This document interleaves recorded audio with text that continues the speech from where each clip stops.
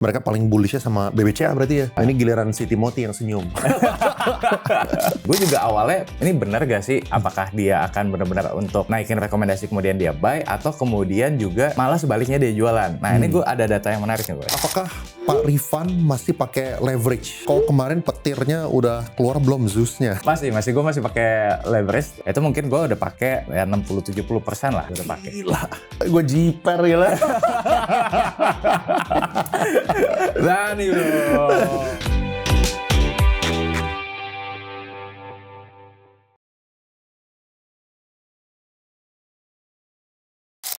Oke, hari ini kita ngobrol lagi sama Bro Rifan. Jadi gue panggil dia itu gara-gara kemarin pertama-tama dia baru balik. Liburnya panjang banget sampai 1 bulan di Eropa.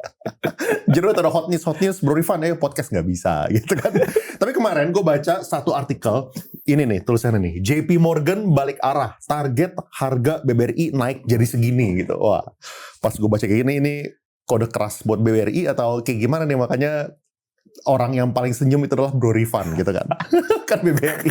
Tapi tentunya kita juga harus berusaha untuk bedah ya kan. Soalnya kita harus critical thinking, apakah itu waktunya buat sell on news? Yeah. Jangan-jangan ada titipan ke JP Morgan kan, beneran atau enggak? Biasa mereka tuh kayak gimana, ya itu kita pengen bedah bersama lah gitu ya. Dan ini ada satu orang yang mulai pertama kali pertanyaannya adalah seperti biasa open portal.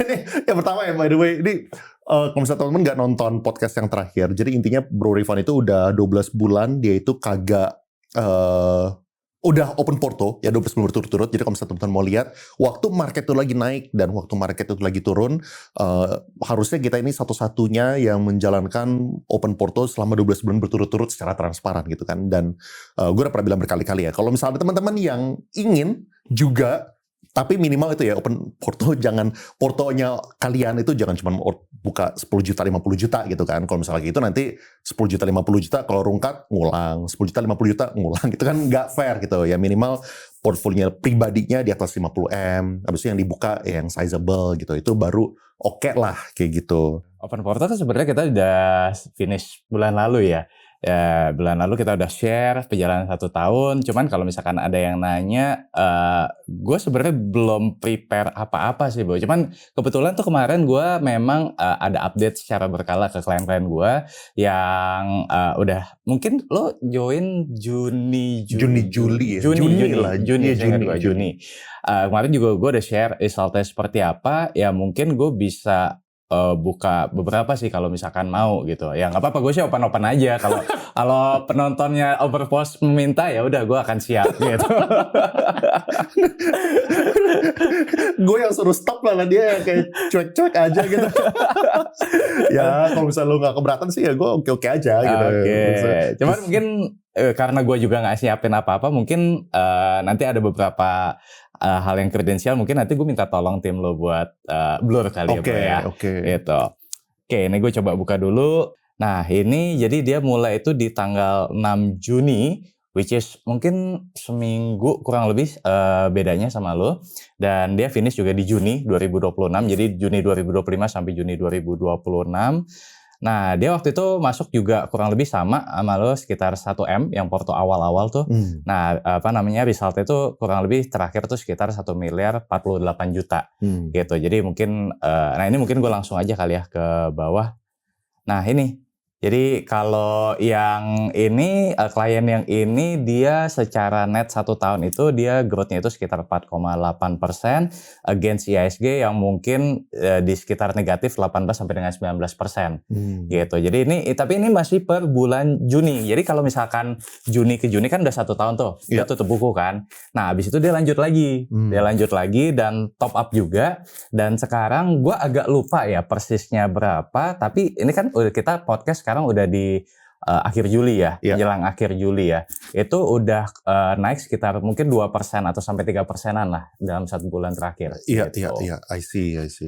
Oke, berarti sebenarnya ya ini kan kalau misalnya yang lu share ini sebenarnya mirip kayak gue punya kan, yang di podcast kita terakhir kan itu kan Juni ke Juni juga. Ya sekitar seginian juga lah. Seginian. Ya, ini gara-gara IHSG itu udah naik, jadi ada tambahan kenaikannya. Cuman gara-gara tadi akunnya dia kena cut off ya berarti ya? Dia kena cut off. Gara-gara apa kena cut off? Kan 1 tahun periodenya. Jadi setiap kontrak tuh 1 tahun. Abis itu renewable. Oh, maksudnya ini berarti nggak dilanjutin di portonya ini gitu maksudnya?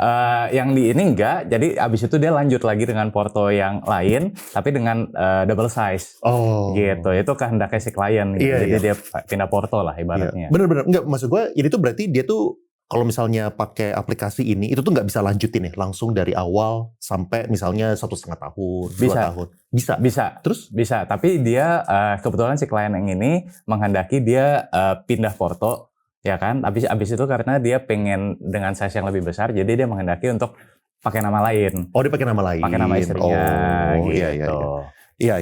Ya sebenarnya ini ya basically Juni ke Juni sama kayak gue punya lah. Yang kalau misalnya teman-teman yang nonton bulan lalu ya sama. Plus sekarang ada kenaikan IHSG. Berarti kira-kira secara prinsip kayak gitu. Iya, betul. Ya. Selisih berapa tuh kira-kira tuh dari IHSG ya, kalau kayak gini? Kalau 4,8 ke negatif 18 mungkin 22 lah. 22 sampai 23% lah. Iya, berarti secara prinsip ke depannya tuh apa yang lu lihat ya? Apakah lu masih bullish terhadap IHSG gitu secara short term atau kayak gimana lu proyeksi ke depannya? Pertama kalau gue lihat mungkin secara makro dulu kali ya. Kalau secara makro gue melihatnya pertama perang udah bisa dikatakan udah selesai lah ya. Harga minyak sempat turun meskipun sekarang naik lagi. Terus kemudian yang gue lihat juga inflasi harusnya nggak akan setinggi yang ditakutkan karena kemarin kan juga ada keluar data inflasi di US ternyata juga tidak setinggi yang ditakutkan. Jadi gue melihat harusnya tren suku bunga naik ini tidak akan berkepanjangan, itu yang pertama bro. Terus kemudian yang kedua ya pasti terkait dengan MSCI ya kan, berarti harusnya di bulan November kan nanti finalnya. Gue juga masih optimis lah bahwa ya kita nggak akan downgrade oleh MSCI ya kan. Nah kemudian yang ketiga dari internal atau dalam negeri juga gue melihat udah mulai adem setelah mungkin bulan lalu ya banyak hal kan kebijakan segala macam, tapi gue juga melihat sekarang udah mulai price in dan kalau ditanya apakah optimis, gue cukup optimis ya, seenggaknya mungkin sampai dengan akhir tahun ya. Jadi menurut gue ya it's time to rebound lah menurut gue gitu. Oke, sekarang kita ke banking ya, tapi Bro Rifan tadi barusan copot dia punya Hermes dan LV-nya dulu. Soalnya videografer gue bilang katanya kresek-kresek kena. Sekarang kita ke banking nih bro. Ini pertanyaan yang tadi ya, yang selalu juta umat itulah. Prospek saham bank di Indonesia, BMRI mau dibawa kemana nih di Q4? Apakah masih oke untuk dividen investing? Oke, gue mungkin ada beberapa slide mungkin biar gue langsung buka aja kali siap. Biar lebih jelas ya. Oke, jadi ini mungkin tadi balik ke topik kita ya, JP Morgan menaikkan rekomendasi ya. Jadi kalau gue baca juga reportnya dan ini mungkin udah dipublish juga ya. Jadi sebenarnya kalau ya kenapa sih alasan JP Morgan itu untuk menaikkan rekomendasi? Kan sebelumnya JP Morgan itu memberikan rekomendasi itu masih hold ya. Nah habis itu di bulan Juli, tepatnya tanggal 20 Juli, ini kayaknya waktu itu gue masih belum balik ya. Jadi abis itu dia rekomendasinya dinaikin. Nah gue coba cari tahu bro kenapa gitu kan. Nah ada beberapa alasan kenapa JP Morgan tuh menaikkan harga BBRI. Yang pertama kalau kita lihat di sini adalah membaiknya prospek kualitas aset di segmen mikro. Nah ini mungkin sebenarnya kalau kita tilik ke belakang gitu ya. Jadi di setahun 2 tahun belakangan itu kan memang NPL dari BRI ini sempat naik. CKPN-nya naik, NPL-nya naik, terutama di segmen mikro, ya kan. Nah, tapi di tahun 2026 ini itu memang secara data udah lebih baik lah, udah much better, gitu kan. Nah, kemudian yang kedua alasannya karena valuasi saham yang dinilai sudah terlalu murah. Nanti di belakang juga ada penjelasannya sebenarnya definisi terlalu murah itu seperti apa sih gitu. Nah kemudian yang ketiga adalah risiko dari kredit Agrinas itu juga dinilai sudah lebih rendah gitu. Nah jadi ini mungkin gue lanjut lagi. Tapi sebelum itu ya bro ya, kalau misalnya orang ngasih rating kayak gini ya, kan kalau misalnya di Indonesia terutama ya, kan kita kadang-kadang tuh lumayan skeptical sama analis punya rekomendasi gitu kan. Terutama kalau misalnya dia keluarin sebuah laporan, ternyata dia malah jualan, atau ya lagi dipom-pom atau enggak gitu kan. Kan kita kan ada, ya kalau misalnya kita baca, kita nggak boleh cuma baca dan percaya gitu. Apa tanggapan lu kalau misalnya kayak kita ngeliat ini tuh gimana cara kita membedakan sebuah artikel yang actually positif versus ini tuh yang ada agenda tersembunyi gitu. Ya, gue setuju banget sama yang lo bilang. Nah, caranya gimana? Ya kita lihat actionnya lah. Oke. Apakah setelah dia mengeluarkan rekomendasi tersebut dia benar-benar buy atau sebaliknya dia malah jualan. Ya kan kita bisa lihat. Nah, gue udah ada nih datanya, nanti gue show juga bro. Siap. Gitu. Sorry kecepatan. Nanyanya kebanyakan langsung, dar. Silakan.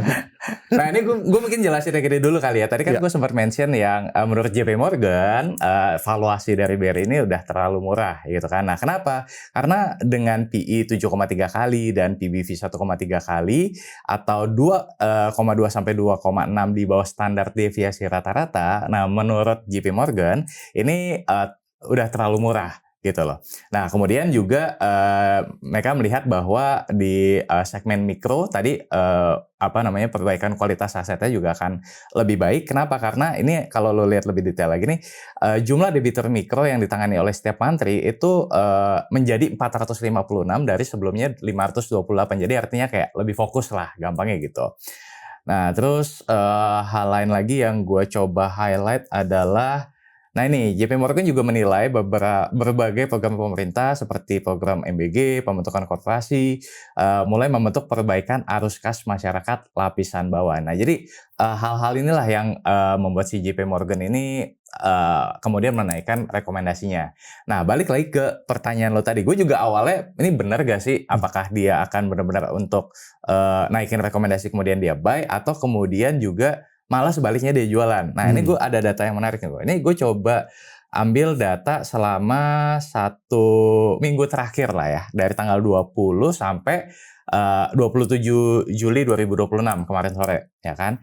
Nah jadi sebenarnya kalau kita lihat yang sebelah kiri BRI sama, ini gue sekaligus compare ke bank lainnya ya. Jadi supaya ada komparasinya sama BNI selama 1 minggu terakhir. Tekanan jual itu udah minim sih menurut gua. Jadi 2,43 M untuk BRI dan 12 M ini dalam miliar rupiah dalam 1 minggu terakhir, ya it means nothing lah ya untuk sekelas BRI ataupun BNI. Nah cuman yang gua mau highlight di sini adalah BCA dan terutama ini nih bro, Mandiri. Itu ternyata dalam 1 minggu terakhir mengalami tekanan yang cukup masif. Ya Mandiri bahkan mencapai 880 miliar rupiah gitu. Ini menarik nih. Ini ya makanya gue pengen nanya tentang hal ini juga ya. Gue boleh ini nggak sih pergi ke TradingView? Boleh. Coba deh. Oke, ini gue udah buka TradingView ya. Jadi ini hal yang menarik nih bro. Ini kalau misalnya kita lihat ya dari tanggal 23 Juli. Ini I don't know what happened gitu. Ini yang ungu itu adalah BBRI ya. BBRI itu turunnya 3%. Ya. Terus habis itu yang hijau itu BBCA. Turunnya itu sekitar berapa nih? Ya 2%. Ya kurang lebih lah ya. Terus sama kalau misalnya kita lihat BBNI itu turunnya sekitar 2% juga. Ya intinya 3 ini turunnya 2-3%. Tapi Mandiri itu turunnya jauh banget bro. Ya sekarang sudah naik ya pada hari ini nih, pada tanggal 28 Juli. Tapi kemarin tuh sempat turun jadi sampai kayak bahkan di sini 8% gitu misalnya. Nah itu sih yang pengen gue tanya, kayak what happened gitu dengan si BMRI ini gitu. Iya. Itu sebenarnya kita mau bahas mana dulu nih? Yang BMRI-nya atau kita mau discuss dulu yang rekomendasi analisa. Oke, rekomendasi dulu deh, selesai dulu. Biar kita fokus nih. Siap. Nah ini bro yang gue pengen tunjukin sebenarnya. Jadi ada hal yang menarik juga ya. Misalkan kan tadi kita bilang bahwa misalkan JP Morgan tuh naikin rekomendasi BRI ya. Apakah dia benar-benar beli atau dia malah jualan gitu kan? Nah ini kalau berdasarkan data D20 sampai 27 Juli 2026 ya. Ini memang kelihatan BK atau JP Morgan itu net buy. Seminggu terakhir ya nggak gede sih, itu sekitar 51 miliar rupiah ya kan. Nah tapi beberapa asing ya kayak YU ya kan, kemudian instansi kayak ZP, kemudian CC juga melakukan net buy. Nah cuman on the other hand di sisi sebaliknya DX ini dia jualan cukup masif nih. 793 miliar gitu kan. Nah cuman yang menarik gini bro, gue perhatiin kayak ini kan kalau BK dia 50M lah ya net buy. Kemudian si DX dia jualan 793M dalam 1 minggu terakhir. Di BCA itu sebaliknya bro. Jadi si si DX di BCA itu adalah top buyer. Nilainya 1T dalam seminggu terakhir. Sementara si BK itu jadi top sellernya 876 miliar. Jadi di sini gue melihat bahwa ya mungkin ada different thesis lah ya. Misalkan dengan beberapa beberapa foreign investor ini atau beberapa institusi investor ini ya kan antara BRI dengan BCA. Tapi ya maksudnya yang gue pengen highlight di sini adalah ya beberapa investor atau beberapa ini juga udah mulai melakukan net buy gitu. Nah, kemudian yang lanjut ke yang Bank Mandiri. Nah, kalau Bank Mandiri ini memang kelihatan memang jualannya cukup masif sih, terutama ya tadi kenapa kalau dalam waktu seminggu terakhir ya kurang lebih itu turun sampai 8%-an, yaitu karena memang ada banyak institusi yang juga melakukan penjualan yang cukup masif sih, terutama si ZP, YU, CC, ini juga cukup gede lah dalam sebulan terakhir gitu. Itu yang ya kemudian ya harganya turun gitu. Nah, penyebabnya mungkin gitu ya. Kenapa? Oh, sebelum ke sana ada yang gue mau highlight juga nih, Bu. Ini udah ya, kita kan udah clear ya. Jadi siapa aja yang beli, siapa aja yang jualan. Nah, ini. Jadi sebenarnya yang gue pengen highlight adalah sebenarnya JP Morgan bukan satu-satunya lah yang menaikkan rekomendasi atau naikin jadi buy gitu kan. Nah, tapi misalkan kalau untuk case-nya si BRI sendiri, nah, jadi kemarin juga gue bertanya-tanya gitu, kenapakah JP Morgan itu satu-satunya yang menaikkan rekomendasi untuk BRI? Nah, jadi di sini gue coba kumpulin lah ya data-data, dan sebenarnya kalau misalkan dari 23 analis nih bro, ya 16 itu ternyata udah rekomendasi untuk buy, 6 itu hold, dan cuma 1 sell. Ini dari 23 analis ya. Nah, yang gede-gede siapa? Misalkan kayak JP Morgan, itu yang tadi kita bahas 20 Juli 2026, dia keluarin rekomendasi buy dengan target price itu adalah 3.400, ya kan? Nah, di bulan lalu, CLSA juga ternyata sudah mengeluarkan rekomendasi buy juga di tanggal 30 Juni 2026. Goldman Sachs juga sama, sehari sebelumnya di 29 Juni 2026, dia rekomendasi buy. Mungkin cuman Macquarie doang yang rekomendasinya hold, gitu, dari top 4 ini ya, gitu ya. Nah, kemudian gue coba compare juga dengan bank-bank lainnya. Misalkan kayak BCA. BCA dari 26 analis yang cover, 23 rekomend tetap buy. Cuman 3 yang hold. Ya, nama-nama gede kayak CLSA, JP Morgan, Goldman Sachs juga udah kasih rekomendasi buy juga. Cuman ini yang terbaru banget tuh 30 Juni. Yang Juli kayaknya belum ada yang keluarin rekomendasi lagi gitu. Ya, kemudian nah, ini yang kalau Bank Mandiri ini agak beda sendiri nih kalau gue lihat ya. Jadi kalau Bank Mandiri tetap mayoritas rekomendasi buy ya. Cuman kalau misalkan lihat dari institusi gede ya itu kayaknya udah masih kebagi dua nih. Ada kayak misalkan CLSA sama Macquarie yang dia rekomendasi buy, tapi ada juga kayak Citi sama Goldman itu dia tetap rekomendasi itu belum buy, tetap hold gitu. Jadi kayak masih kepecah dua ya kan. Nah, kemudian kalau Bank BNI juga mayoritas sih buy juga ya, CLSA, Goldman rekomendasinya buy, cuman JP Morgan ini masih hold posisinya gitu. Nah, jadi kalau gue lihat sebenarnya secara overall rata-rata analis ini udah cukup pede lah ya dengan bank, soalnya terutama di big bank, karena ya rekomendasi buy-nya udah mulai banyak, terutama di mungkin 1-2 bulan terakhir ini loh. Gitu. Iya, cuma kelihatannya kalau misalnya dari kata-katanya analis, mereka paling bullishnya sama BBCA berarti ya? Iya. Dari jumlah ininya kan? Iya. Dari tuh 23 dari 26 loh. Iya. Nah, ini giliran si Timothy yang senyum. Iya. Tapi walaupun kayak gitu juga mereka pun bisa saling tidak setuju juga kan. Kalau misalnya di sini misalnya JP Morgan buy. Kalau misalnya di sini JP Morgan misalnya BBNI hold gitu misalnya. Ya, bahkan tadi di BCA dia sell top seller. Iya. Ya, jadi boro-boro orang gitu. Masing-masing analis aja memiliki tesis yang berbeda-beda gitu. Tapi kalau misalnya lu sendiri gimana? Lu sendiri apakah masih hold BBRI? Tanya kalau boleh. Masih, karena gue kan time frame-nya panjang ya. Jadi mungkin bukan dalam hitungan bulan atau mungkin not even 1 year ya. Tapi kan emang buat dividen ya untuk kayak 9-10% dividen yield, not a bad number lah for me gitu kan. Tapi juga bukan artinya all of my portfolio itu terpusat di BRI doang. Ya tetap ada porsinya kayak BRI, tapi juga tetap ada porsi saham lain yang buat capital gain, bukan buat dividen. Gitu. Terus kalau misalnya buat yang mandiri gara-gara apa? Nah, ini menarik Bro.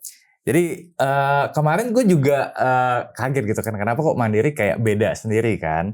Oke, nah jadi kemarin gue coba cari tahu juga kan sebenarnya what happened sih dengan si Bank Mandiri ini, karena kan kalau kita lihat begitu rilis laporan keuangan sebenarnya not bad at all, karena kalau kita lihat secara laba bersihnya tuh naik dari 24,4 triliun jadi 30,4 triliun, which is ya naik 24% kan. Tapi kenapa sejak rilisnya laporan keuangan malah turun tadi sekitar 8%-an kan.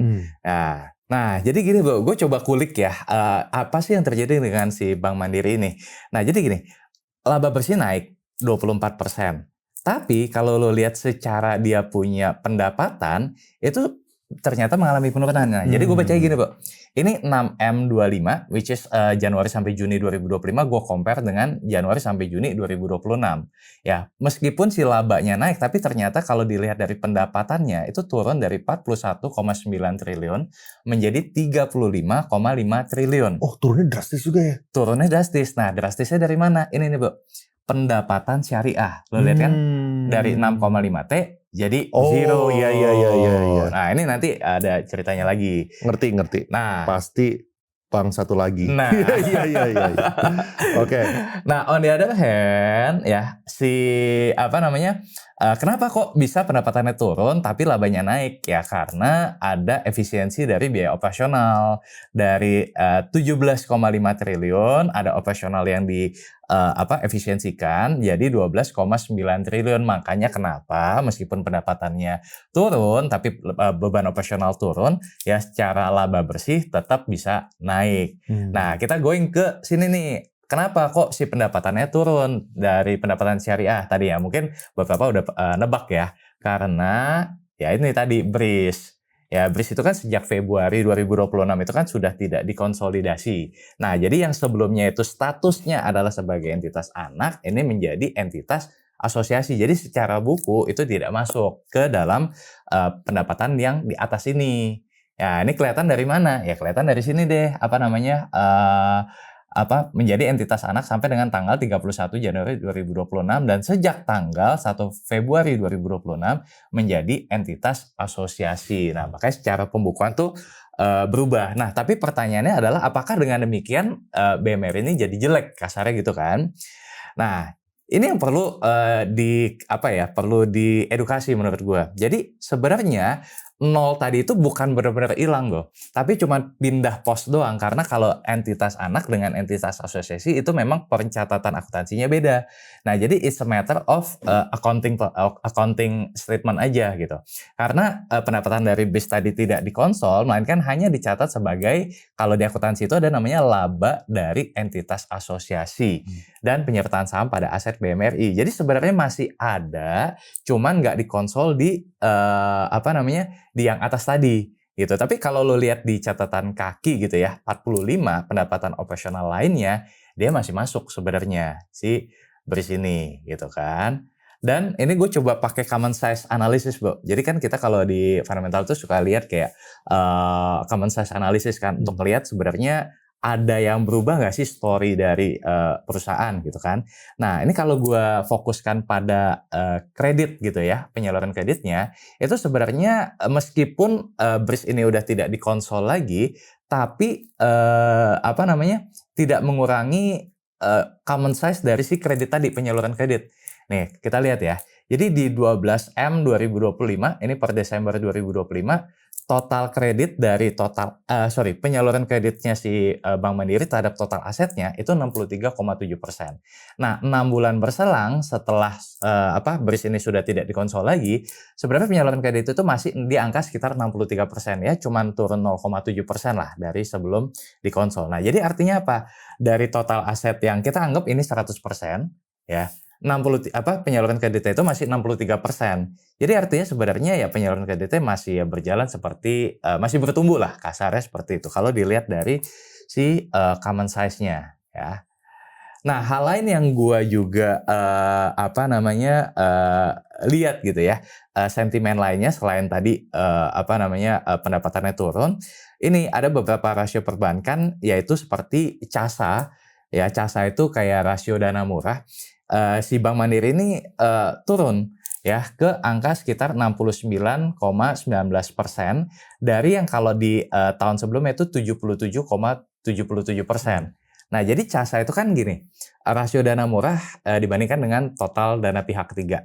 Jadi kalau sebelumnya di per Juni 2025 77% adalah dana murah, which is sekitar 22,3% yang dana mahal. Sekarang yang dana murahnya cuma 69%, Bo. Artinya cuman 31% itu adalah dana mahal. Dana mahalnya naik nih.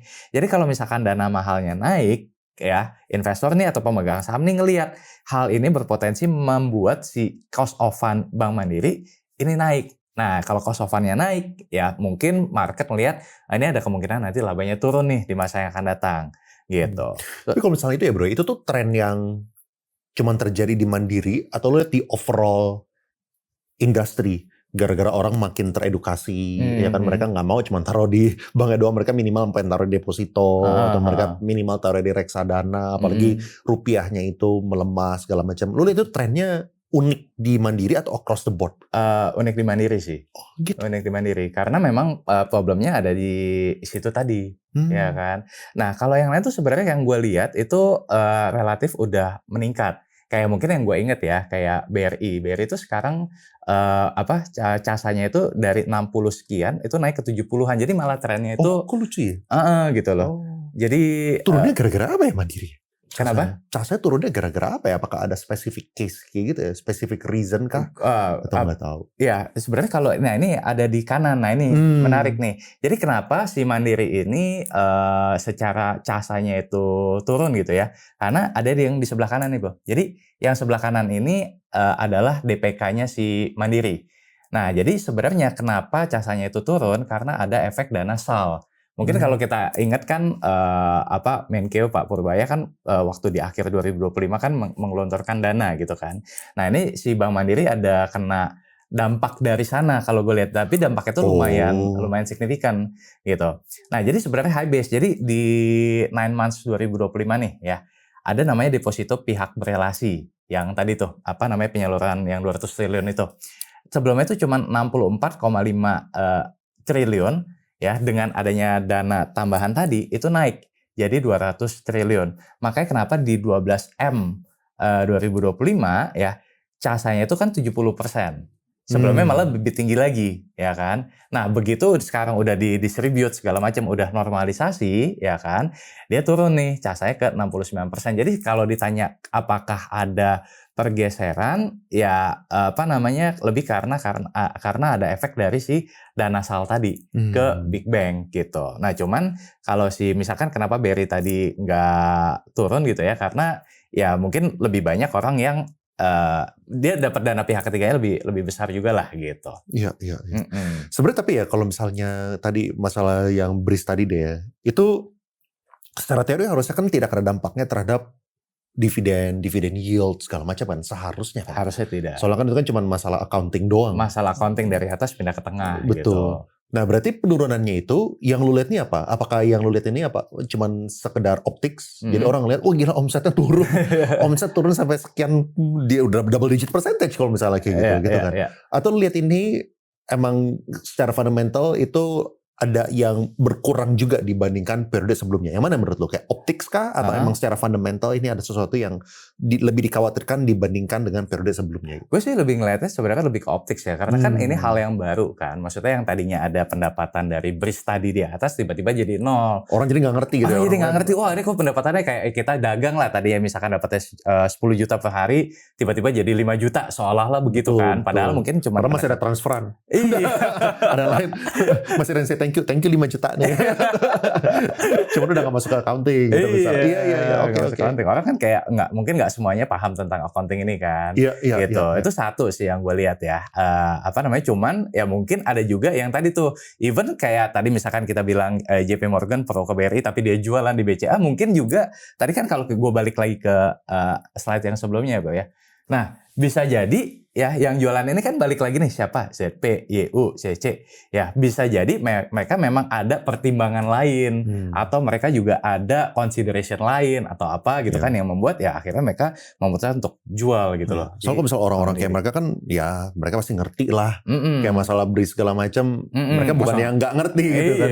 Iya. Itu kalau gue bilang sih dua sisi ya. Mungkin yang jualan karena hal tadi itu ya lebih ke retailnya ya. Karena kan retail juga adalah di sini. Meskipun nggak segede ini kan. Tapi kalau misalkan yang kayak ZPU itu mungkin yang mereka punya pertimbangan lain lah kalau gue lihat gitu. Oke.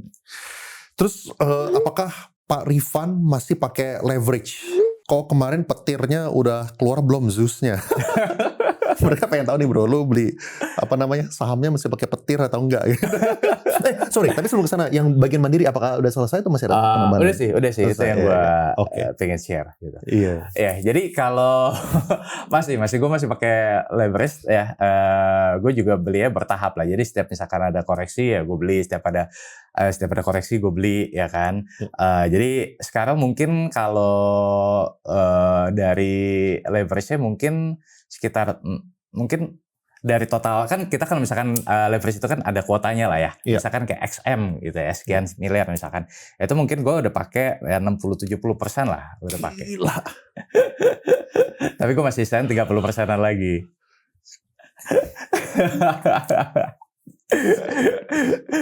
Gue jiper ya lah.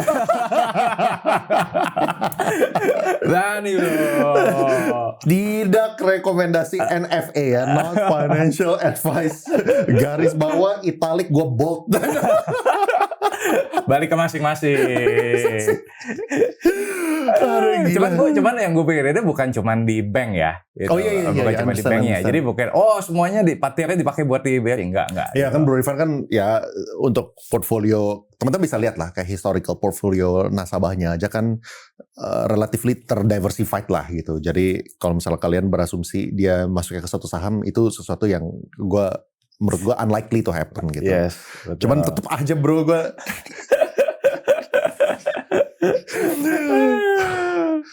makanya ngerasa seakan-akan gue tuh orang yang sama sekali super konservatif di sini. Aduh, padahal kalau misalnya gue ketemu sama teman-teman gue kemarin baru ketemu sama teman-teman gue di gereja gitu kan, sama teman-teman gue, sama keluarga gue gitu. Gue gak bisa cerita tuh mereka, mungkin reaksinya mereka itu ke gue sama kayak tadi gue ke lu gitu. Mereka ngeliatnya, gila lu di kripto lu mulai top up, gila lu sekian, gila lu di forex masuk, gila lu di saham Indo segini gitu. Mereka gitu bro. Belum tahu teman gue yang satu ini. 60% Zeus itu baru segitu, masih ada sisa 30%. Tapi kapan lagi ya segini beberapa ribu udah ajar aja. Akan tetapi gitu ya. Nah, tapi kan gini, gue pengen tahu ya, kayak lu punya thought process kayak gimana ya.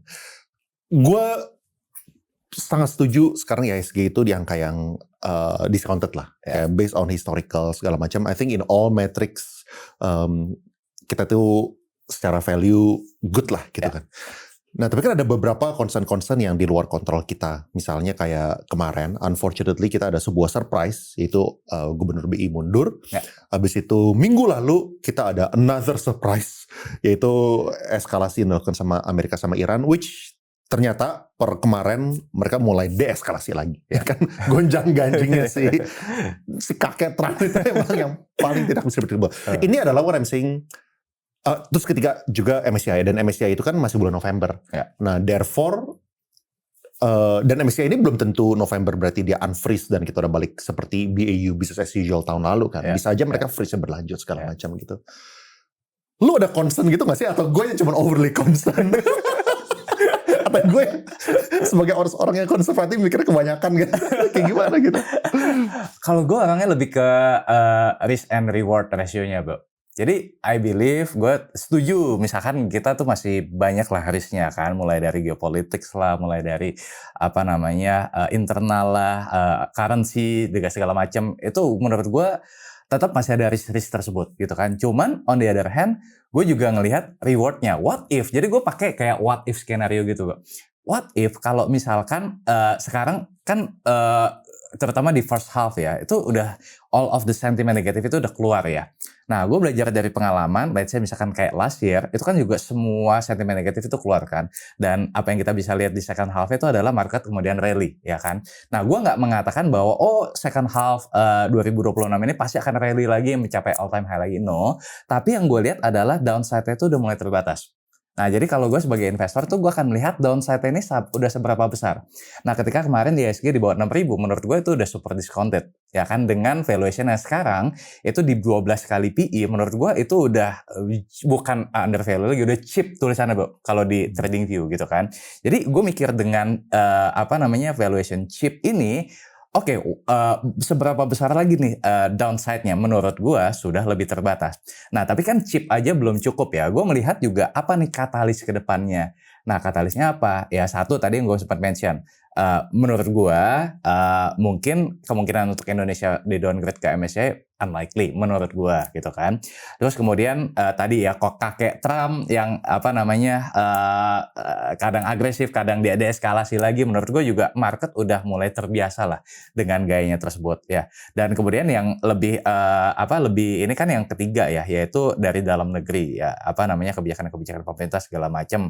Nah, kelihatan tadi misalkan dari penjelasan di JP Morgan ya, justru dia melihat dengan adanya MBG akan meningkatkan daya beli masyarakat ke bawah segala macam. Ya menurut gua berarti mereka ini udah mulai terbiasa nih, udah mulai ngelihat bahwa risk and reward-nya udah mulai dapet nih di harga sekarang gitu kan, atau di IHSG sekarang di bawah 6.000. Nah, jadi itulah kenapa gue memutuskan untuk gue lebih agresif di sana ya. Tapi gue tetap tahu di batas mana gue misalkan ternyata market kembali turun ya gue harus lepas posisi di mana ya gue udah tahu gitu. Iya. Ya makanya not financial advice, soalnya kapasitas orang beda-beda, risk profile orang berbeda-beda, dan kalau misalnya sampai turun, mungkin Bro Rifan adalah orang yang pengalaman, jadi bisa nge-cut, lu belum tentu bisa nge-cut gitu. Ya kalau misalnya emang jago juga, tahu cara membatasi downside risk ya silahkan gitu kan. Ya cuman gue sih gila. Gini bro, gue kemarin baru aja podcast sama sebelum lu itu adalah Bro Rudy. Rudy AM Asset Management kan. Ternyata gue aja dibanding dia, gue jauh lebih konservatif bro. Karena lebih berumur gitu. Gue pikir ini mah pasti minimal kayak gue atau lebih konservatif daripada gue gitu kan. Gue lagi mencari orang gitu, teman siapa lagi yang lebih konservatif sama gue gitu. Daripada gue udah ketemu Andrew gitu misalnya kan, ya oke lah, ada satu orang yang targetnya itu di bawah gue ya kan, dia 5-6% udah happy ya, tapi dari bisnis dia udah banyak duit lah gitu. Cuma minimal gue ada satu orang yang lebih konservatif, tapi kok sisanya kok nggak ada ya. Gue lagi nyari kiri kanan loh. Kok semuanya di atas gue ya. Apalah ini tamu-tamu gue di sini tidak jelas. Ada lagi setelah Bro Rudy, Angga. Sama juga itu manusia. Buat dia 100% Bitcoin adalah yang konservatifnya dia. Itu versi konservatifnya enggak. Buat dia kalau misalnya the fact dia tuh udah nggak ambil leverage dari dia punya Bitcoin, dia tuh udah konservatif. Itu udah konservatif. Dan dia punya bank katanya kemarin 7 juta rupiah bro. Oke, kadang-kadang aduh ini gila ya, kalian sih emang bijinya nggak tahu terdiri dari titanium ini semua edisi. Aduh. Gue tidak bisa berkata-kata. Makanya nih buat Bapak Warren Buffett, lu nanya persentase cash dan stok di kondisi sekarang, porto seorang Bro Rifan nanti gimana? Cashnya minus, equity-nya 150%.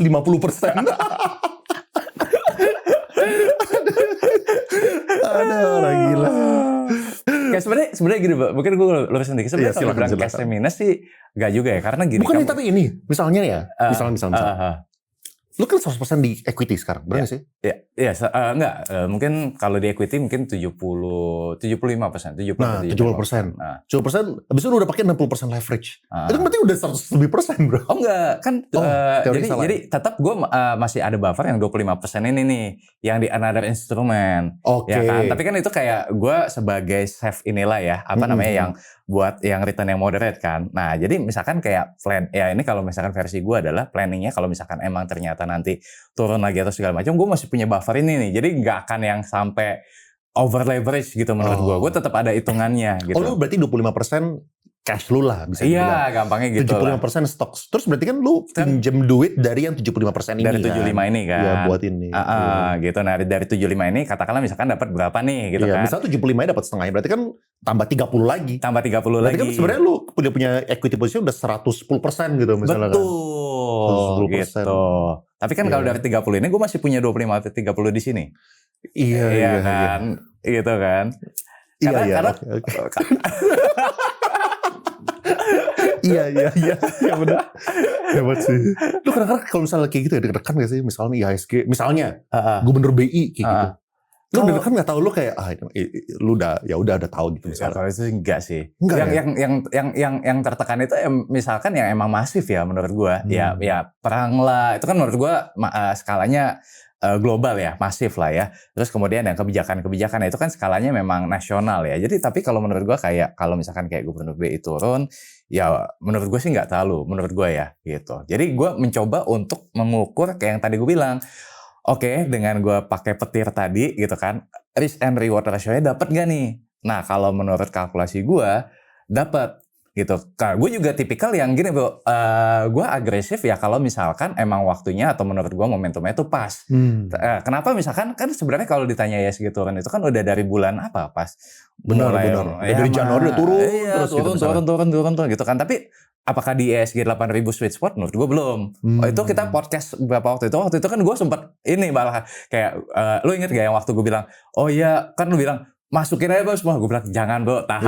Gue bilang karena menurut gue tuh IHSG 8.000 itu masih mahal menurut gue gitu kan. Jadi makanya gue tahan posisi gitu kan. Tapi dengan IHSG di bawah 6.000 menurut gue itu udah cheap gitu loh. Jadi risk and reward ratio itu dapat menurut gue gitu kan. Dan dengan katalisnya juga ada, ya jadi gue ambil posisi lah di sana gitu. Iya. Itu sih thought process. Oke lah, masih 25% cash lah. Oke lah. Iya. Oke. Apakah ini panjang nih orang? Mr. Jeremy, apakah Pak Rifan yakin bahwa rally big banks akan panjang dan sustain saat reversal trend market sekarang? Karena seperti tahun lalu, terkesan big banks itu rebound, tapi ujung-ujungnya kenaikan di take over oleh saham-saham Konglo. Atau big banks hanya sebagai dorongan rebound awal bull market, lalu tahun depan kembali jebol bikin lower low seperti awal tahun ini. Nah ini pertanyaan yang menarik Bu. Jadi gini, kalau nggak salah pas kita podcast bulan lalu, gue ada share satu data yang kalau teman-teman ingat ya. Jadi waktu itu gue share bulan lalu gini, IHSG itu punya tren menarik. Ketika IHSG itu bearish dan memulai pola reversalnya, secara data yang mendorong itu bukan asing, domestik, ya kan. Nah domestik ini apakah ke big bank? Menurut gue belum cukup. Jadi domestik itu biasanya mainnya di mana? Bisa jadi second liner, ya kan? Atau mungkin tadi misalkan saham-saham Konglo. Ya jadi kalau gue melihat ya patternnya kali ini sama nih. Kalau kita buka data juga yang lebih banyak beli sekarang ini adalah domestik, ya kan?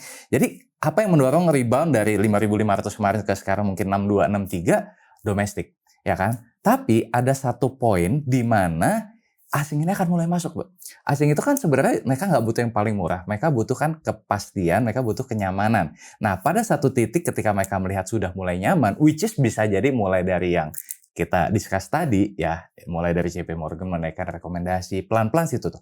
Nah, si confidence dari investor asing ini mulai tumbuh. Nah, dari situlah si investor asing ini akan makin mendorong lagi IHSG ke atas. Nah, di momen itulah yang kalau kita bicara ke pertanyaannya tadi, apakah Big Bang ini akan rebound lagi atau hanya sementara? Menunggu si momentum itu yang belum kelihatan di tahun lalu. Kenapa? IHSG-nya tinggi sekali. Nah sekarang kan IHSG-nya kan rendah sekali kan. Nah jadi apakah, balik lagi pertanyaannya, apakah si investor asing ini akan confident dengan kondisi market sekarang, given dengan valuation sekarang IHSG 6.300 which is masih cheap, tapi apakah kedepannya mereka melihat udah ada titik cerah nih terhadap pasar modal kita, kalau confidence-nya muncul, mereka akan masuk dan ya mungkin disitulah momen Big Bang itu akan mulai naik lagi gitu. Ya. Kita tunggu momen itu sih, ayo dong cepetan balik Sing. Yang akan senyum semua orang. Mau yang fundamental, 700.000 orang. Iya. Mau yang fundamental, mau yang non fundamental, semuanya bakal ikutan happy bersama deh. Cara tetap fokus di saham pilihan ketika yang dipilih itu malah diam, sedangkan yang lain itu naik. Menurut gue nggak boleh terlalu kaku ya.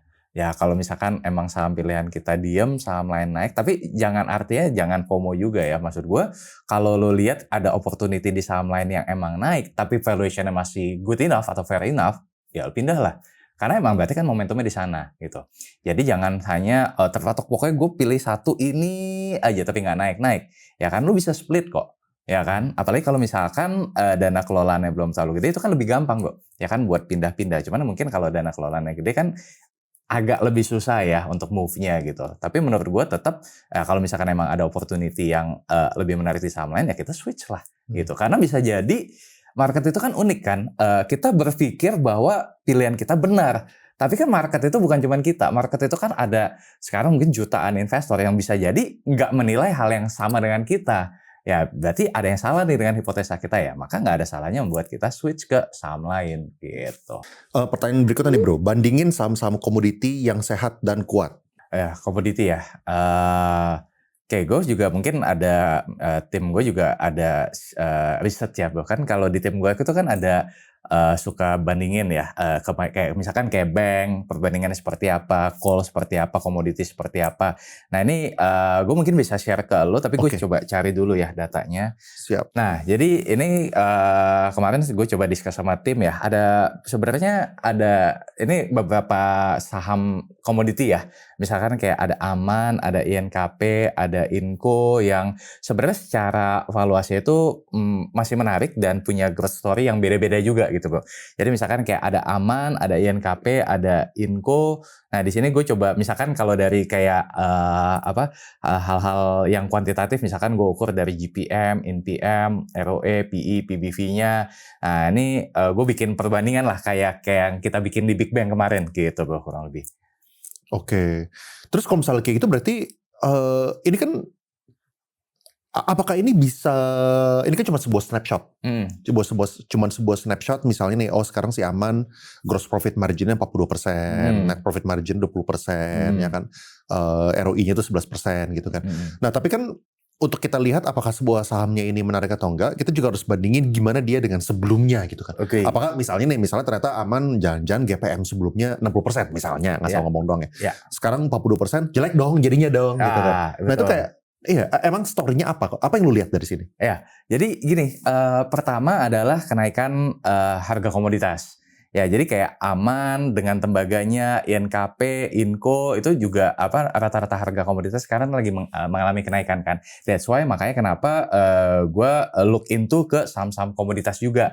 Nah, 3 yang mungkin catch up my attention adalah si Aman, INKP dan Inco ini, bro. Nah, kemudian gue compare nih ke ketiganya dan hasilnya kurang lebih seperti yang kita lihat ini gitu. Berarti kalau misalnya dari kayak gini favorable-nya paling banyak di Aman ya, lu aman lah pasti. Apakah itu benar lu pilihan lu kalau misalnya di antara 3 ini? Yes. Tapi apa namanya? Ini bukan financial advice ya. Ini kita cuma studi kasus ya. Ada pertanyaan orang, kita studi kasus. Gue juga nggak tahu dia belinya berapa banyak, amannya segala macam. Tapi what's the story behind it emang ya? Ya, jadi gini, kemarin kan intinya gini, gue ceritain thought process saya. Jadi beberapa kayak call, kemudian juga kayak CPO, itu kan kita udah cover. Nah, gue minta ke tim gue coba cari saham-saham yang sekarang ini mungkin masih under the radar. Nah, jadi kayak ada Aman, INKP, Inco yang mungkin orang masih under the radar sekarang. Maksudnya bukan jadi focus of attention market gitu kan. Nah, dari 3 ini, kemudian setelah gue coba analisa lagi, sebenarnya gue lihat Aman ini punya story yang lebih menarik. Makanya memang mungkin kalau dari segi kayak GPM, NPM, ROE, PBV ya dia lebih unggul lah dibandingkan dengan yang lainnya. Nah, terus kemudian ini kan baru kayak satu snapshot dong, Bro. Nah, kemudian gue coba break down lagi sebenarnya ada story apa sih di Aman gitu ya. Nah, jadi mungkin gue mulai dari bisnis modelnya dulu ya. Jadi sebenarnya Aman itu bisnis modelnya ada 2 ya. Satu adalah tembaga katoda dan yang kedua adalah emas. Nah, jadi ini simpelnya adalah dia mulai dari biji ornya, kemudian abis itu diolah menjadi konsentrat tembaga, abis itu diubah lagi menjadi namanya copper mate, ya, kemudian dimurnikan lagi, ya, menjadi namanya blister copper. Nah, dari blister copper ini dia ada menghasilkan ini yang copper cathode-nya ini, dan yang satu lagi adalah emas. Nah, cuman kalau di compare ya mayoritas itu adalah di tembaga katodanya. Nah, tembaga katoda ini dipakai buat apa? Banyak buat EV, buat energi terbarukan, data center, ya itu pakai si tembaga ini. Ya kalau emas ya pada umumnya lah ya, emas pada umumnya gitu. Refined gold atau emas yang dimurnikan, tapi dia lebih banyak di tembaganya gitu. Nah, kemudian yang menarik adalah ini, Bu, yang gue pengen share. Nah, ini. Jadi, smelter Aman ini sempat mengalami kahar. Jadi ini mungkin story yang kurang lebih ada sedikit kemiripan dengan Archie sebenarnya di tahun lalu, ya kan. Nah, jadi sedikit cerita gini, smelter tembaganya ini itu sempat gue lupa ya, tahun lalu lah pokoknya, itu sempat dilarang lah penjualannya, sempat kena kahar juga. Nah, cuman di Q1 2026 itu sudah ada namanya unit FCF, itu sudah selesai perbaikan di awal tahun ini. Yang dimana tahun lalu mereka tuh nggak bisa jualan karena kondisi kahar tersebut. Nah, artinya apa? Ya artinya ada unlock value yang belum terlihat di tahun lalu dan akan tercermin di tahun ini. Nah, demikian pula mereka punya smelter yang namanya PMR atau Precious Metal Refinery, itu juga sudah mulai beroperasi di Q3 2025. Jadi gue lihat nih Aman nih punya 2 mesin pendorong, yaitu satu dari si smelter PMR-nya, yang kedua adalah si smelter FCF. Nah, ya yang paling mendorong itu yang mana? Itu adalah si FCF-nya. Yang dimana yang tadi gue bilang tuh, tahun lalu karena ada kahar dia tidak bisa jualan. Nah, tahun ini itu sudah selesai perbaikan dan sudah bisa beroperasi seperti sedia kala gitu. Nah, ini yang menurut gue akan jadi salah satu saham turnaround ya. Di tahun 2026 ini. Nah, kemudian on the other hand, gue juga tertarik dengan cadangan Aman. Jadi sebenarnya kalau diteliti, Aman ini adalah perusahaan tambang dengan cadangan terbesar, salah satu perusahaan tambang dengan cadangan terbesar itu setelah Freeport. Nah, jadi bahkan dia punya namanya itu batu hijau sama cebakan elang. Ini kalau batu hijau itu dia akan selesai di 2030 dan elang ini baru akan operasi itu di 2031. Dan kalau gua hitung dengan tim ya berapa cadangan ini cukup untuk berapa lama, itu cukup sampai dengan 32 tahun ke depan gitu. Jadi bisa dibilang ya cadangannya salah satu yang terbesar di dunia untuk Aman ini.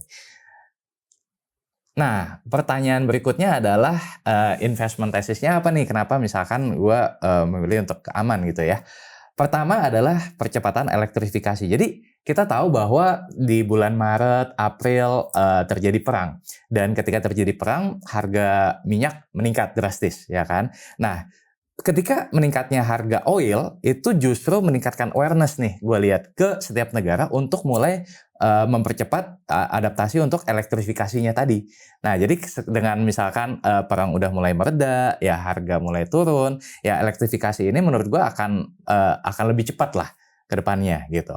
Nah, kemudian yang kedua adalah data center.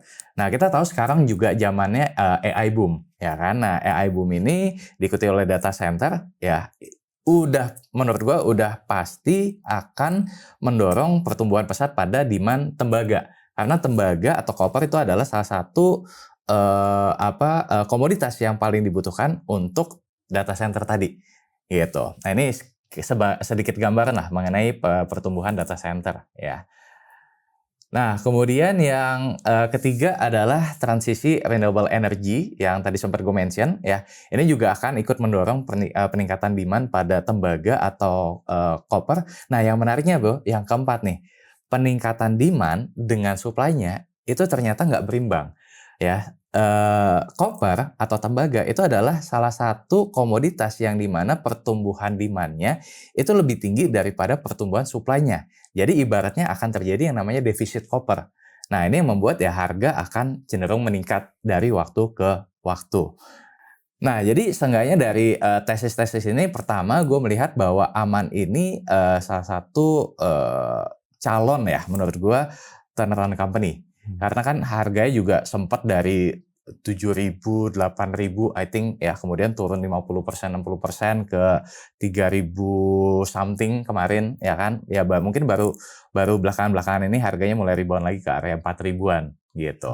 Ya. Oke, nah jadi gue appreciate ya, gue nggak expect lo bakal share sedetail ini, tapi yang gue pengen teman-teman take away dari semua ini adalah gue nggak mau kalian langsung ya kan beli aman gitu kan. That's not the point gitu. Tapi the point adalah yang paling gue suka kalau misalnya Rifan sharing itu thought processnya gitu. Jadi pola berpikirnya, oh ini yang dia lihat, oh ini tesisnya, ngebentuk sebuah tesis gitu.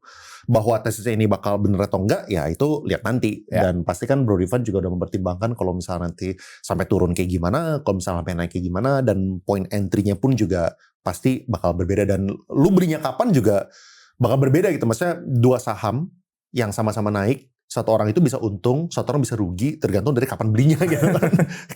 Ya kan kayak kita bisa sama-sama beli BCA gitu kan. Cuman orang yang belinya itu dari bawah sama orang yang baru beli setelah udah naik kan performance-nya berbeda gitu. Jadi yang gue pengen make sure dan underline adalah make sure kalian pelajari itu dari segi thought process-nya gitu. Kayak gimana caranya dia landing di tesis amannya ini. Soalnya gue juga gak tahu dia prepare deck-nya ini kapan. Kalau misalnya dia udah prepare deck-nya dari 2 bulan yang lalu dia share kan berbeda dengan kalau misalnya dia baru prepare dan dia baru ini kan baru beli gitu misalnya. Ya. Oke. Tapi lu boleh share ini gak sih bro, kayak caranya lu itu nyampe ke sebuah saham itu kayak gimana? Kayak cara lu apa ya? Ini ada pertanyaan orang sih. Mana tadi? Metode screening, metode cek rotasi sektor, metode cek money flow. Ya intinya ini sih, kayak lu memilih akhirnya ke saham misalnya kayak Aman kayak gini, gimana caranya gitu? Dari 900-an saham yang ada di ISG, mengerucutnya kayak gimana?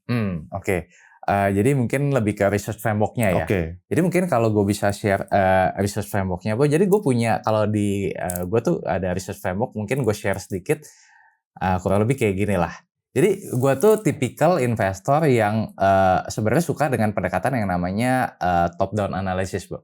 Jadi gue suka dengan melihat atau memulai research itu dari sisi makronya. Nah dari sisi makronya maksudnya seperti apa? Contohnya misalkan kita lihat kayak global indicator-nya, misalkan sekarang apa sih yang terjadi dengan US? Apa sih yang terjadi dengan China? Ekonominya seperti apa?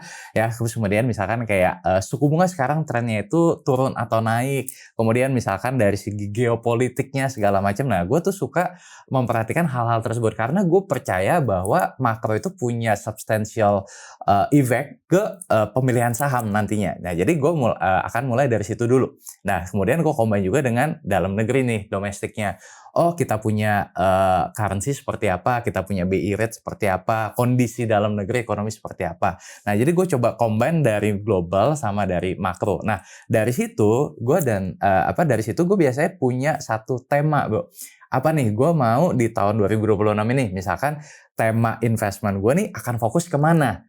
Nah, misalkan kayak yang tadi gue share, ya setahun ini gue fokusnya komoditis itu udah pasti, ya kan. Terus kemudian gue juga diverse juga misalkan ke bank, ya kan. Terus kemudian ke consumer atau ke beberapa sektor lainnya gitu kan. Nah itu masuknya ke yang kedua nih bro, yaitu sektoral analisis. Nah jadi dari sektoral analisis ini tuh gue ngelihat kayak, nih sekarang kita ada di fase apa sih? Ya ini mungkin agak sedikit teknis ya. Itu ada kayak late recession lah, late recovery lah, early recession, early recovery. Nah ini tuh kalau yang gue pelajari adalah masing-masing economic cycle itu punya satu kecenderungan yang akan outperform itu sektor apa. Nah, jadi dari situ ya gue combine antara makro kemudian masuk mengerucut ke sektoral, gue akan bikin nih, oke tahun ini kita akan fokus di sektor A, B, C, D. Jadi yang di luar itu gue mungkin akan ignore. Karena menurut gue yang akan outperform ya itu adalah sektor A, B, C, D. Nah, baru abis itu gue akan cari si winning stoknya nih. Ya dari sisi kualitatif ataupun dari sisi kuantitatifnya. Nah, sama halnya misalkan kayak tadi misalkan kayak Aman, ya kan? Aman ini lihatnya dari mana? Oh, gue lihat misalkan secara makro sekarang ini lagi booming AI, ya kan? Kemudian harga minyak juga tinggi sekali kemarin.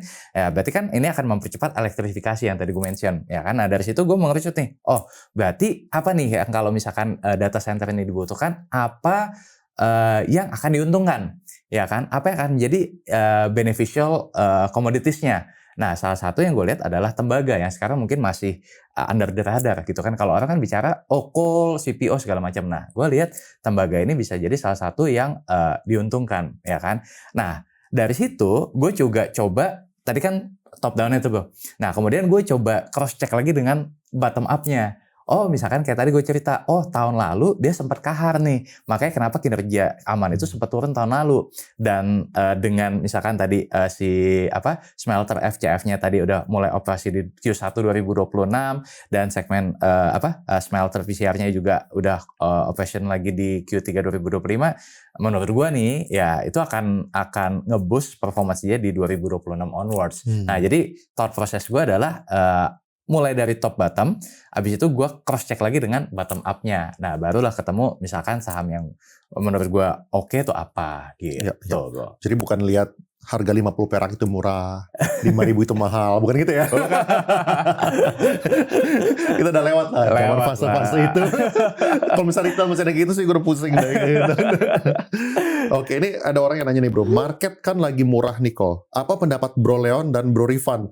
Waduh, ini beli serok saham pakai uang pinjol. Gue pengen denger lu dulu sih. Kalau misalnya gua udah jelas, kalau gue mungkin seumur umur ya belum pernah pakai leverage. Even di kehidupan. Maksudnya even buat bisnis, buat beli mobil, buat beli rumah, buat beli saham ya.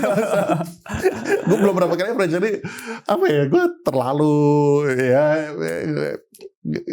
kalau misalnya dari matriksnya keluarga gue sih gue agresif ya. Cuman kalau misalnya gue sih prefer untuk itu karena gue percaya ya udah cukup lah gitu. Kalau misalnya emang lu pengen agresif, ningkatin porsi persentase equity lu gitu. Itu pribadi gue gitu. Jadi untuk yang leverage aja tidak, buru-buru sampai pinjol sih ultimate tidak gitu. Karena kan bunganya itu lo sepertiin kan. Soalnya kalau misalnya lu ambil leverage, bunga itu sesuatu yang lu pasti harus bayar. Betul. Sedangkan kalau misalnya saham naik, itu belum tentu naik gitu kan. Lu nanti gimana caranya harus gali lubang tutup lubang kah atau kayak gimana gitu. Lu belum tentu secara punya bantalan yang cukup, belum tentu memiliki mental yang lu bisa tahan kalau misalnya marketnya itu sampai turun gitu kan.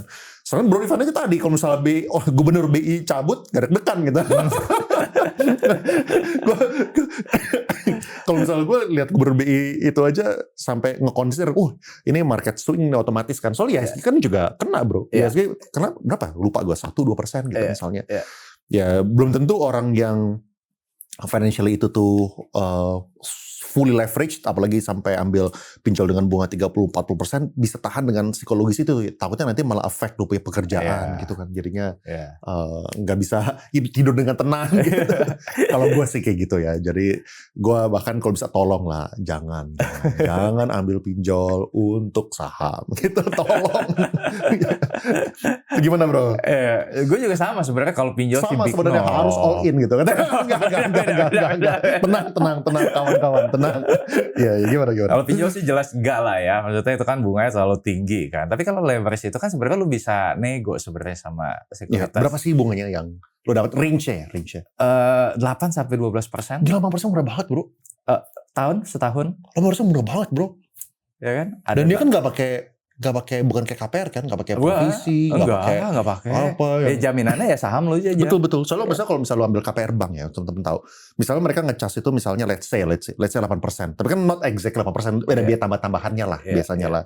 Nah, cuman kalau misalnya itu 8% jadi pure 8% aja langsung. Ya, ada yang tapi beda-beda ya sekuritas. Lu mesti cek ke sekuritas masing-masing. Maksudnya nggak ada biaya tambahannya gitu. Admin fee lah, apalah gitu. Nggak ada. Ya, ada yang 8, ada yang 12, ada yang 14, ada yang 18 juga ada. Jadi itu tergantung dari sahamnya atau tergantung dari sekuritasnya? Dua-duanya.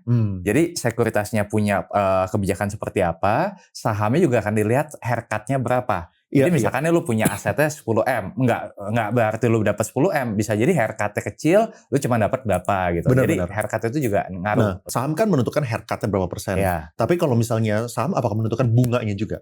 Oh enggak. Berarti kalau misalnya bunga cuma pure dari sekuritas. Betul. Oke, gue pengen tahu sebenarnya 8% apa, bro. Mungkin kalau misalnya 8% gue juga ikutan petir.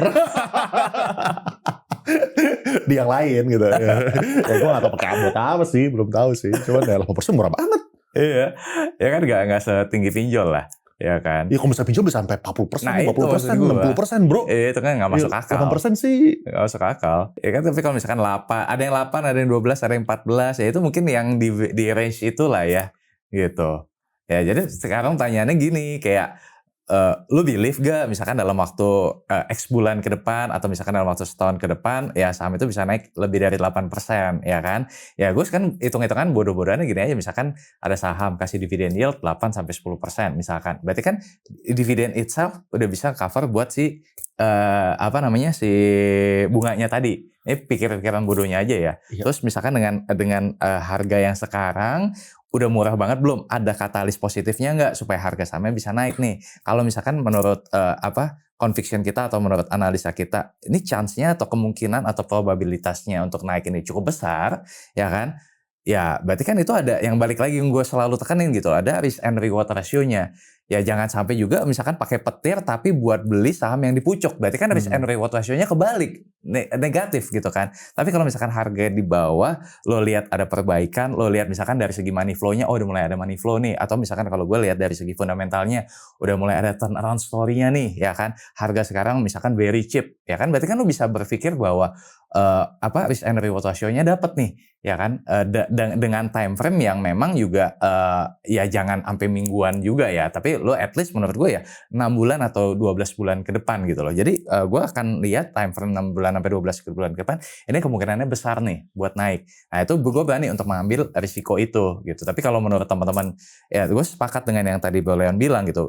Pertama, jangan sampai ketika lo ambil leverage juga kemudian jadi nggak bisa makan, nggak bisa tidur, itu juga jangan gitu. Harus sesuai dengan profil risikonya. Nah ini yang gue pengen tekanin juga adalah safety net lo sih. Jadi misalkan nih dengan lo ambil leverage ini, lo punya safety net gak? Yang in my version tadi, gue nggak segila Bro Angga yang 7 juta tadi sih. Gue tetap lah, maksud gue gue punya family apa segala macam, bisa hidup enak lah maksudnya sampai sekian tahun ke depan. Tapi maksud gue adalah kalau misalkan ada skenario buruk terjadi, ya udah gue tetap siap untuk absorb the risk tersebut gitu sih Bro. Gue punya pertanyaan ya. Ini alasan kenapa gue tuh belum pernah kepikiran untuk ngambil leverage, bahkan 8% pun, walaupun itu sebenarnya sangat-sangat murah ya, sangat enticing ya. Siapa tahu nanti di podcast ke depan Leon ambil leverage juga. Tapi gini bro, yang gue gak ngerti kayak gini. Misalnya ya, kan kita tahu di 25% yang sisi porto konservatif lo, itu adalah kan yang lu masukin ke obligasi lah, deposito lah, RDPU lah, RDPT, whatever, kayak gitu kan.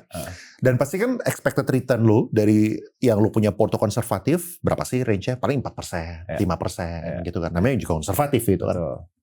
Nah, therefore, ngapain kita ngambil leverage untuk bayar 8%, kalau misalnya kita masih ada porto konservatif, yang kita bayar 4% gitu. Kenapa kita daripada, kan ini kan kita pasti bayar 8%, ini kita quote unquote 99% kita bakal dapat 4%-nya. Kenapa nggak ya udah kalau gitu gue nggak usah pakai leverage, tapi gue kurangin aja, gue punya ini kan sama aja gitu sebenarnya. Apa bedanya? Bedanya kalau menurut gue adalah dari sisi psikologisnya sih, Bro. Menurut gue kalau misalkan lo all in ya dan merisikokan aset lo yang mid risk dan low risk tadi semuanya masuk ke high risk, secara psikologis lo nggak tenang. Itu satu menurut gue. Memang kalau misalkan dihitung-hitung dari segi cost-nya ya lebih murah. Ya kan, yang ini lu dapat 8%, lu masukin ke high risk, lu nggak perlu bayar bunga, ya kan? Memang secara hitung-hitungan ya, tapi kalau menurut gua psikologis, apalagi kalau misalkan dana kelolaan kita udah besar itu, psikologis itu lebih matters daripada hitung-hitungan cost-nya tadi, Bro. Gitu. Karena lu pasti akan ngerasain all of your portfolio semua di high risk dan ternyata let's say misalkan 6 bulan sampai 12 bulan ke depan ternyata market tidak sesuai dengan apa yang lo ekspektasikan, lo pasti bakal goyang banget. Beda halnya kalau misalkan lu pakai yang ini nih, ya kan, pakai yang si petir tadi gitu kan. Nah, petir ini enaknya juga lu bisa fleksibel, lu nggak harus misalkan gini, lu dapat plafon misalkan sekian miliar misalkan. Lu harus langsung semua enggak. Lu mau pakai ya berapa ratus juta pun itu juga oke. Dan yang di charge yang tadi misalkan 8%, 12%, 14% itu hanya sebatas yang lu pakai. Kalau misalkan lu ngelihat kayak oh ini kayaknya market lagi nggak favorable nih, berbalik arah lagi, lu jual dulu aja. Itu bunga stop. Nah, itu yang ngebedain. Jadi dia hanya akan terhitung si bunganya tadi ketika lo pakai. Tapi ketika lo ngerasa oh ini kayaknya market balik arah lagi nih, lo jual lagi juga nggak masalah. Bunganya paling kecil berapa gitu. Iya. Jadi itu sih menurut gue psikologis dan fleksibilitasnya. Itu yang menurut gue membedakan ya antara pakai leverage dengan merisikokan aset kita yang di mid risk dan low risk ini semua ke all risk. Jadi gue pengen tetap kayak gue punya portfolio itu tetap ada yang high risk ya tetap banyak, tapi juga ada bantalan yang di mid risk dan juga di low risk. Nah di sini gue lebih memilih untuk ya udah gue pakai leverage aja karena supaya menjaga kalau misalkan yang ini ada something bad happen, gue masih bisa dapat nih dari sini gitu sih. Iya. Ini pertanyaan terakhir nih, tips rebalancing porto, kapan mulai rebalancing ke saham lagi dari RDPU? Mungkin boleh share lu punya perjalanan kali ya, kayak belakangan ini kayak kapan sih lu mulai nambah-nambah lagi gitu dan thought proses lu apa gitu. Iya. Dan apakah yang 20% ini ada berpotensi lu pakai juga atau menurut lu ini tuh udah max gitu, lu udah tidak willing untuk ngurangin lu punya bagian cash-nya gitu. Kalau gue selalu gini, kalau gue kan bagi ya, maksudnya kalau misalkan kayak untuk jangka pendek ya gue tetap taruh di misalkan di RDPU ya kan. Kalau buat jangka menengah gue taruh di misalkan kayak di RDPT. Nah sisanya itu gue hajar semua ke yang high risk. Tapi gue tahu nih kalau misalkan something bad happen dengan yang aset high risk, misalkan kayak di saham ini ada something bad happen, gue dalam waktu sekian tahun masih sangat cukup dengan yang di mid risk dan di low risk ini. Jadi ibaratnya nggak akan yang sampai susah lah gitu kan. Nah jadi gue benar-benar jaga porsi ini kalau bisa jangan diganggu nih. Kalau misalkan tadi ditanya kalau misalkan apakah gue akan mengalihkan juga nih yang di sini ke sana. Kalau misalkan ternyata kemarin tuh misalkan kayak market kan ada yang bilang bakal ke 4.700, gue mungkin akan dorong juga nih. Jadi sambil gue pakai leverage sambil ini pelan-pelan gue dorong juga gitu. Tapi kalau dalam kondisi sekarang menurut gue ya gue pengen tetap jaga di 20-25% itu tetap jangan gue otak-atik lah. Pokoknya ini benar-benar kalau misalkan something bad happen dengan stock market segala macam, ya gue bisa tetap hidup proper dengan si 20-25% ini, bro. Sisanya ya gue dorong aja gitu. Waktu market itu lagi tinggi ya, waktu di misalnya akhir tahun lalu deh. Iya. Lu punya range itu berapa sih? Misalnya nih, lu kalau misalnya paling agresif adalah 25% cash, 75% equity misalnya. Nah, lu kalau misalnya lagi tidak agresif, lu lagi kayak paling konservatif, lu tuh kayak gimana? Kemarin waktu pas akhir tahun itu gue 40-50 itu sebenarnya di cash. Makanya kan yang gue share yang gue client advisor juga nggak semuanya di saham, banyak porsi di RDPU. Iya. Kan? Berarti buat seorang Rifan itu adalah 40-50% cash dan 50-60% equity adalah lu punya business as usual kayaknya. Business as usual. Jadi kalau misalkan lagi ISG lagi mahal, lagi ya nggak ada opportunity yang gimana-gimana di market, ya udahlah di RDPU atau RDPT dulu. Ya kan, tapi kalau misalkan market lagi lagi ada opportunity, lagi ada downside ya kan, dan ya ada sweet spot buat masuk ya baru misalkan gue dorong gitu. Iya. Sip. Thank you so much bro for your time. Appreciate it. Thank you. Ya, harusnya kita tidak ada open portal malah dibuka lagi sama Rifan. Jadi lumayan panjang. Awalnya pengen bahasnya cuma banking, tapi kemana-mana komoditi emang kalau misalnya bro Rifan kalau misalnya PPT-nya udah semuanya udah ready ya. Jangan ada gak enak. Thank you so much bro. Udah langsung ditonton. Siap. Thank you.